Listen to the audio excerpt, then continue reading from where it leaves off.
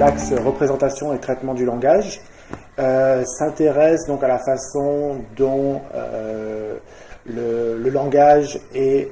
traité par les êtres humains et par leur cerveau dans une perspective développementale, donc depuis la naissance jusqu'à l'âge adulte, et puis on s'intéresse un petit peu aussi à des questions de vieillissement. Et donc l'idée, c'est de comprendre comment ces représentations linguistiques sont mises en place au cours du développement, de l'acquisition du langage, et comment donc elles sont traitées pour permettre en fait de communiquer les uns avec les autres. Dans les travaux de l'axe 4,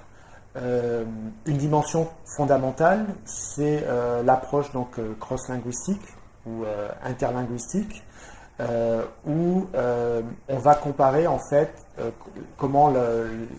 l'acquisition et le traitement du langage varient en fonction de la langue maternelle. Et donc dans nos travaux, nous faisons nous-mêmes essentiellement donc des travaux sur le français, mais en collaboration, nous faisons donc de nombreuses recherches avec des collègues, et donc ce qui nous permet d'étudier d'autres langues comme l'anglais, l'allemand, l'espagnol, et ainsi de suite. L'essentiel des langues que l'on étudie sont des langues indo-européennes, et donc ce que nous essayons de faire maintenant, c'est d'élargir ce panel de langues, et donc là, il y a des collaborations possibles avec l'axe qui s'intéresse à la typologie, qui pourrait nous permettre de mettre en évidence l'intérêt d'étudier certaines langues moins étudiées. Une autre chose qui est présente dans l'axe, c'est un intérêt donc pour les langues créoles. Donc ce sont des langues qui ont émergé au contact entre différentes langues. Et donc ce que nous essayons de voir, c'est comment ces langues sont structurées, quelles sont les règles et les grammaires de ces langues. Et ce que nous commençons à faire dans cet axe-ci, c'est de regarder comment ces langues sont traitées,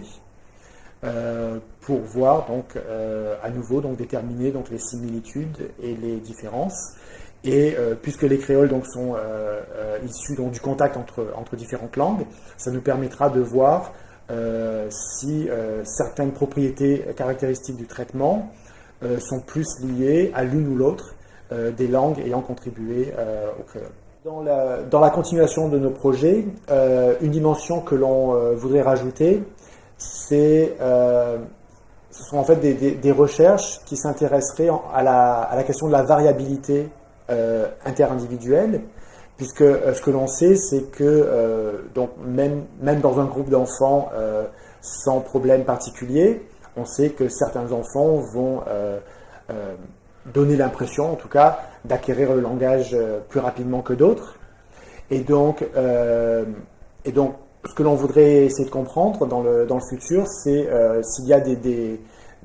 indices précoces de cette variabilité individuelle. Et donc, nous sommes en train de mettre en place des expériences où on teste les enfants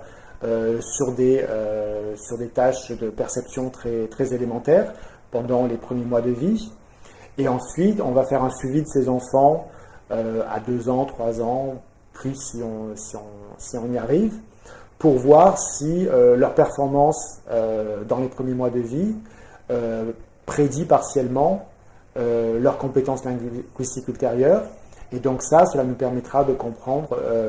donc le lien entre des capacités très basiques, qui sont peut-être innées, et ensuite donc comment ces capacités basiques vont permettre d'appréhender et d'apprendre plus ou moins rapidement la langue qui est parlée dans l'environnement.